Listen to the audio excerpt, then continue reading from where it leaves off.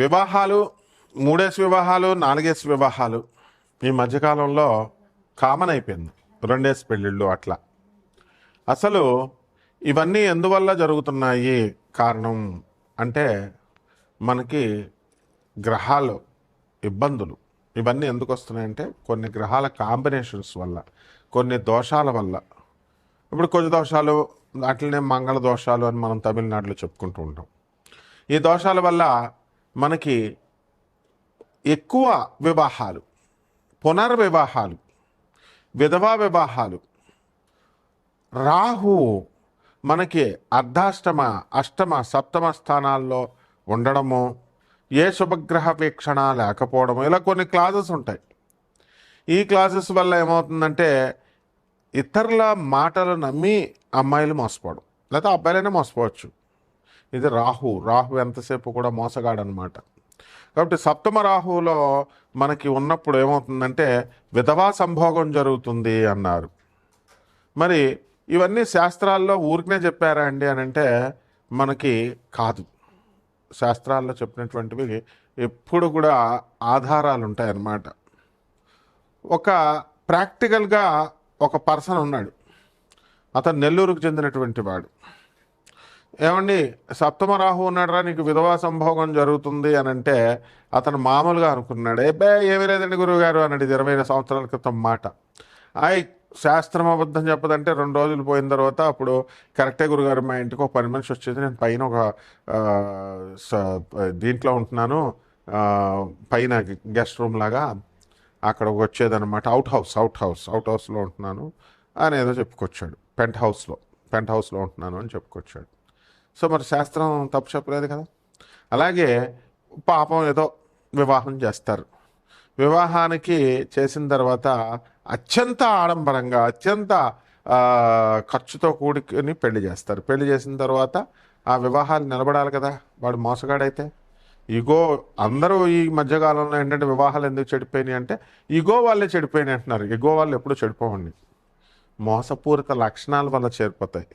హిపోక్రటిజం మెయిన్గా హిపోక్రైట్స్ అయితేనే మనసులో ఒకటి పైకి ఒకటి ఉన్నటువంటి వాళ్ళ వల్ల చెడిపోతాయి. ఈ పాపం ఈ అమ్మాయి అబ్బాయి ప్రేమించుకునేటప్పుడు ఓపెన్గా ఉన్నారా లేదా చూడాలా.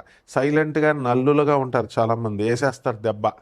సైలెంట్ కిల్లర్స్ అనమాట. ఎప్పుడు బడబడ మాట్లాడే వాళ్ళు ఉంటారు. వాళ్ళు పాపం వాళ్ళు ఏ దెబ్బ వేయరు, వాళ్ళ ప్రేమలు సక్సెస్ అవుతాయి. కాబట్టి ఈ యొక్క మంగళ దోషాలు, ఈ యొక్క రాహుదోషాలు, మళ్ళీ కొత్తగా కాలసర్ప దోషాలు వచ్చినాయి. ఈ కాలసర్ప దోషాల గురించి కొన్ని వందల వీడియోస్ మనం వింటున్నాం. రాహుకేతువుల మధ్యన మొత్తము ఈ గ్రహాలన్నీ, శుభగ్రహాలన్నీ పడిపోవడంతో కాలసర్ప దోషం ఏర్పడుతుంది.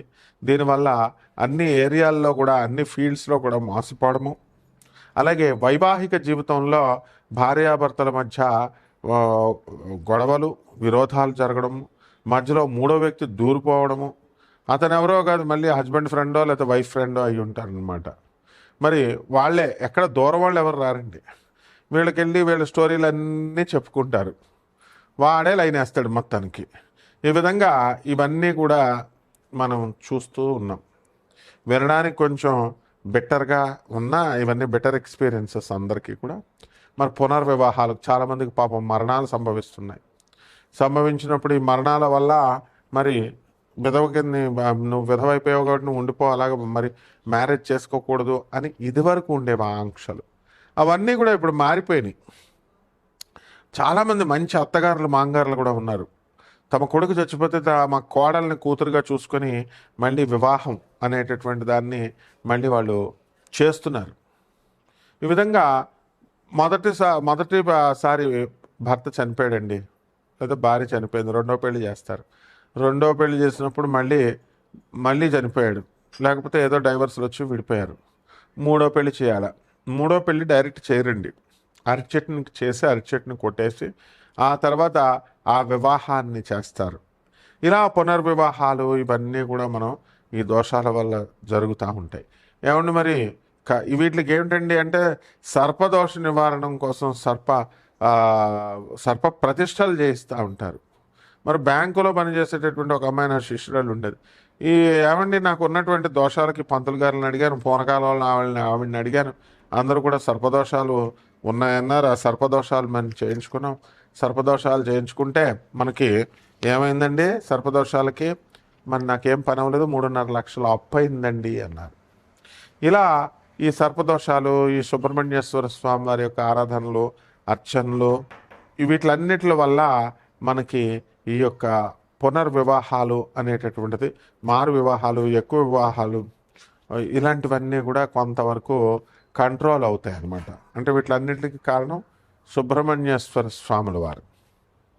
కాబట్టి మనము ఈ యొక్క వైవాహిక జీవితాల్లో వచ్చేటటువంటి సమస్యల్ని మనం ఈ గోచార రీత్యా వచ్చేటటువంటివన్నీ కూడా మనం చెప్పుకుంటున్నాం. ఇవి కామన్ ప్లాట్ఫామ్ మీద జరిగేటటువంటివి. మరి ఇవి అలా కాకుండా వ్యక్తిగత జాతకాలను అనుసరించి మనము మీ పర్సనల్ డేట్ ఆఫ్ బర్త్ల్ని, ప్లేస్ ఆఫ్ బర్త్ల్ని, టైమ్ ఆఫ్ బర్త్ల్ని మనకి ఇచ్చినప్పుడు మనం ఆ వ్యక్తిగత జాతకాలను మనం పరిశీలించి మనము ఇవన్నీ కూడా నాన్ కమర్షియల్ బేసిస్తో మనము జాతకాలు చెప్పడం అనేటటువంటిది జరుగుతుంది. కాబట్టి మనందరము ఏం చేయాలండి అని అంటే, మనము ఈ ఎవరికైతే ఈ యొక్క సందేహాలు ఉన్నాయో, వ్యక్తిగత జాతకాలు బాగు చేసుకోవడం కోసం, అటువంటి వాళ్ళు మరి మన ఫోన్ నెంబర్కి, మన అమెరికా నెంబర్కి కాల్ చేయండి, లేకపోతే నా ఇండియా నెంబర్కి నాకు కాల్ చేయండి, లేకపోతే వాట్సాప్లు చేయండి. నాన్ కమర్షియల్ బేసిస్తో మేము చెప్పడం జరుగుతుంది. అంతేగాని ఊరికనే ఫోన్లు చేసినా కూడా వేస్టే. వాట్సాప్లో పెడితే గొడవ ఉండదు, ఆ తర్వాత మేము ఫాలోఅప్ చేస్తాం. వరల్డ్ నెంబర్ 1 ఆస్ట్రాలజర్ అవడం వల్ల మనల్ని ఇమిటేట్ చేస్తూ అందరూ కూడా మన ఫోన్ నెంబర్ని వాళ్ళ జ్యోతిషంకి సెంటర్లకి లింక్ చేసుకోవడాలు, మన పేరు కొడితే వేరే వాళ్ళ ఫోన్ నెంబర్లు వాళ్ళు పెట్టేసుకుంటున్నారు అనమాట.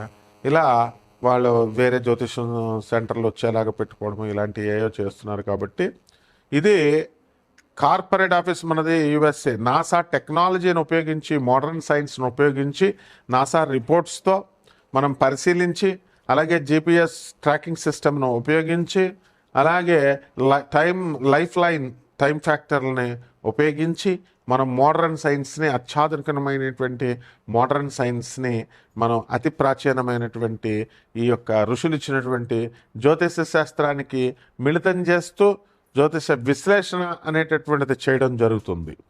కాబట్టి వీటిల్లో మనం నెంబర్స్ ఎందుకు డిస్ప్లే చేస్తామండి? ఇవన్నీ కూడా నెంబర్స్ ఎవరైనా జీవితాలు పాడైపోతే వాళ్ళ జీవితాలు వాళ్ళు బాగు చేసుకోవడం కోసం మనకి కాల్ చేయమని, అపాయింట్మెంట్ తీసుకోమని, అది కూడా నాన్ కమర్షియల్ బేసిస్తో మనం చెప్తున్నాం. కాబట్టి అంతేగాని చాలామంది మనకే సలహాలు ఇవ్వాలని చెప్పి ఎవరు కూడా ఫోన్లో మనము అన్నెసరిగా టైం వేస్ట్లు నాకు చేయకూడదు.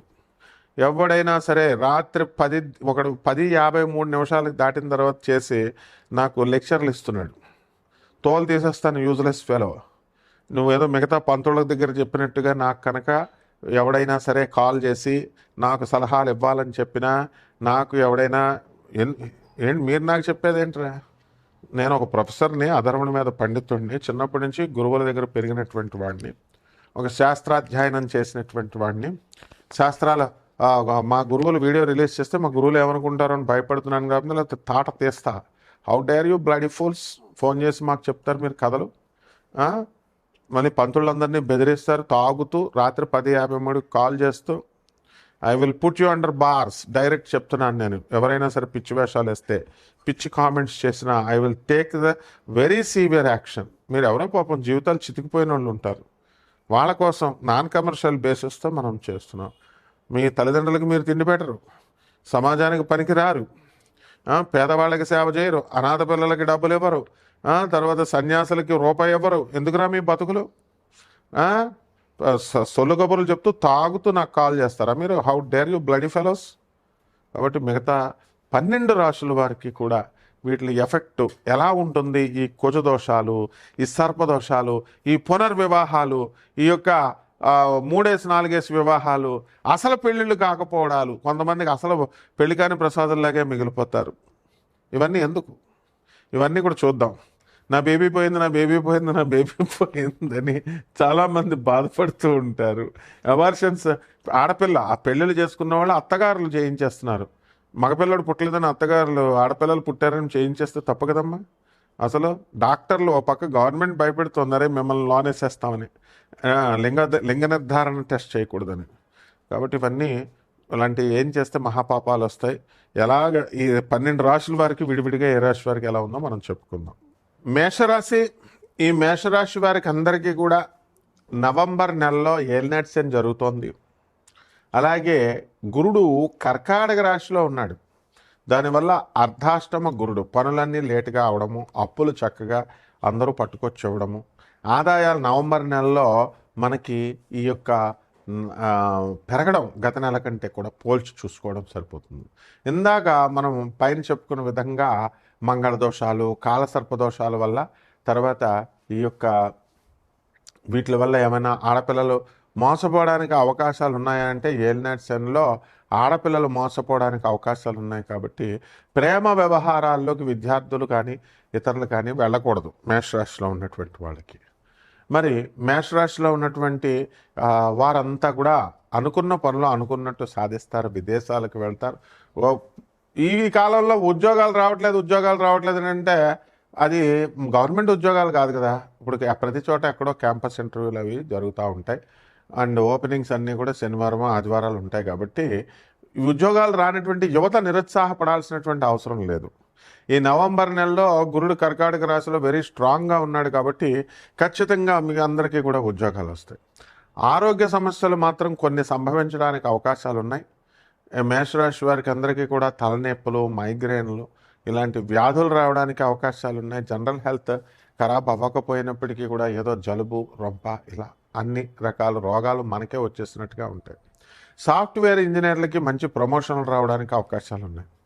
ప్రేమ వ్యవహారాల్లో విఫలమైనటువంటి వాళ్ళకి మళ్ళీ కొత్త ప్రేమికులు దొరకడం, లేకపోతే ఆ పాత ప్రేమికులే మళ్ళీ తమ తప్పు తెలుసుకుని తాము మళ్ళీ రావడం, లేదా వాళ్ళ అమ్మా నాన్నగారులు చూసిన పెళ్ళిళ్ళు చేసుకోవడం, ఇలాంటివన్నీ కూడా జరుగుతాయి.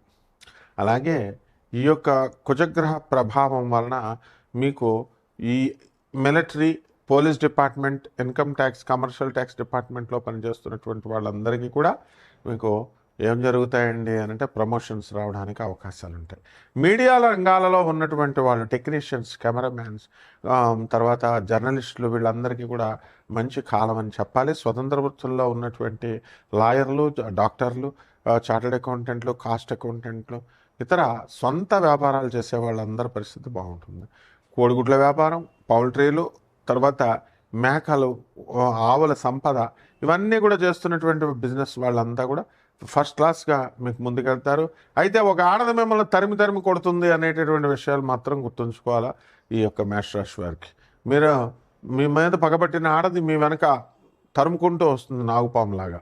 కాబట్టి ఎవరైనా తప్పులు చేస్తే తెలుసుకుని ఆడపిల్లలకి మీరు క్షమాపణ చెప్పుకోవడం, లేకపోతే వాళ్ళకి చేసిన మోసాన్ని మీరు సరిదిద్దుకోవడం, ఇలాంటి సరిదిద్దు కార్యక్రమాలలో మీరు ఉండాలి. ఇక పరిహారాల దగ్గరికి వచ్చేసరికి మనకి ఏమవుతుందండి, మరి ఏలినాటి శని కాబట్టి శని జపం చేసుకోవాలి, శని స్తోత్రాలు చదవాలి, శనికి కిలోంపావు నల్ల నువ్వుల్ని, నల్లని వస్త్రాలని పేద బ్రాహ్మడికి శనివారం నడుపుతున్న 8 గంటలకు దానం చేసుకోవాలా. దశమహావిద్యల్లో ఒకటైనటువంటి మహాకాళి అమ్మవారి యొక్క హోమాన్ని మీ ఇళ్లలో జరిపించుకోవడం, అలాగే సుబ్రహ్మణ్యేశ్వర స్వామి వారికి ఓం శరవణ భవ అంటూ ఒక మంత్రాన్ని జపించడం, ఓం సీతామహాలక్ష్మి అయిన నమః అంటూ ప్రతిరోజు కూడా శుక్రవారం నాడు సీతామహాలక్ష్మికి మీరు కుంకుమార్చన చేసుకోవడం, ఈ రకంగా మీరు చేసినట్లయితే బ్రహ్మాండంగా ఉంటుంది. శుభమస్తు.